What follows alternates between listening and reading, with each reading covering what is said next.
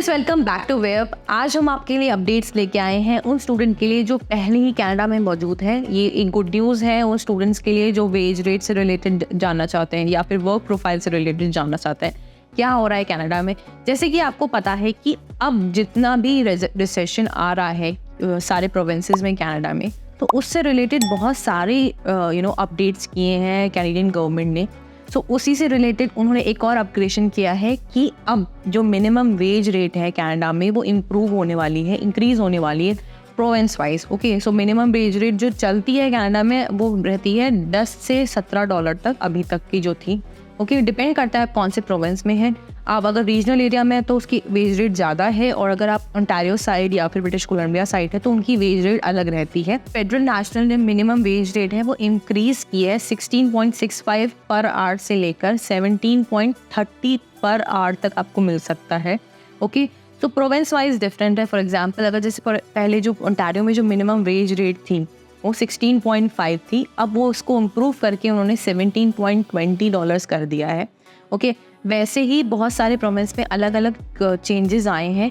कम से कम $1 से $1.5 का डिफरेंस आ रहा है। आगे जाके सारी की सारी जो प्रोविंस है उसको इम्प्रूव कर रही हैं, क्योंकि जितने भी स्टूडेंट्स अभी तक हैं वहाँ पे कनाडा में उनको आगे जाके प्रॉब्लम ना हो, उनको कम से कम अपना मिनिमल जो एक्सपेंस है वो ईजीली उनका कवर हो सके with their part time job. Okay, although आपका GIC आपको हेल्प करता है, but again student needs that push in their minimum wage rate, ताकि उनको स्ट्रगल ना करना पड़े कनाडा में एजुकेशन से रिलेटेड या फिर अपनी पढ़ाई से रिलेटेड। ओके, सो जो दूसरी अपडेट आ रही है that is related to work permit. Okay, so जब एजुकेशन आप कंप्लीट कर लेते हैं अपनी बैचलर्स हो या मास्टर्स हो, तो आप एक वर्क ऑथराइजेशन लेटर के लिए अप्लाई करते हैं। जब तक आप अपना PSW अप्लाई करते हैं कनाडा में, उसके बीच में जो 120 डेज का गैप आता है उसमें आप आराम से कनाडा में वर्क कर सकते हैं, अर्न कर सकते हैं। लेकिन तो उस चीज़ को इंक्रीज कर दिया है, उस डेट्स को इंक्रीज कर दिया है कैनेडियन गवर्नमेंट ने। सो जो पहले 120 डेज के लिए आप वर्क कर सकते थे, अब 180 डेज तक आप अपने आराम से वर्क कर सकते हैं।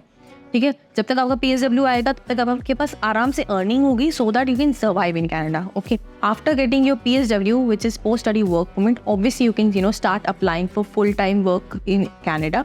बट उससे पहले जो आपके पास ड्यूरेशन होता है उसमें आपको कोई प्रॉब्लम नहीं आएगी, and now you can extend that up to 180 days. Okay, अगर इससे रिलेटेड आपके पास कोई भी क्वेरी हो related to the updates in Canada, या फिर आपकी एप्लीकेशन कहीं भी मिस हो रही है, या फिर आपको एप्लीकेशन अपनी स्टार्ट करनी है सितंबर इनटेक के लिए, या फिर जनवरी इनटेक भी अब ओपन हो चुके हैं कनाडा में, so you can contact us so that your जो जितना भी आपका पाथ है कनाडा में एजुकेशन का पूरे प्रोसेस का वो स्मूथली क्रॉस हो सके। Okay, thank you so much.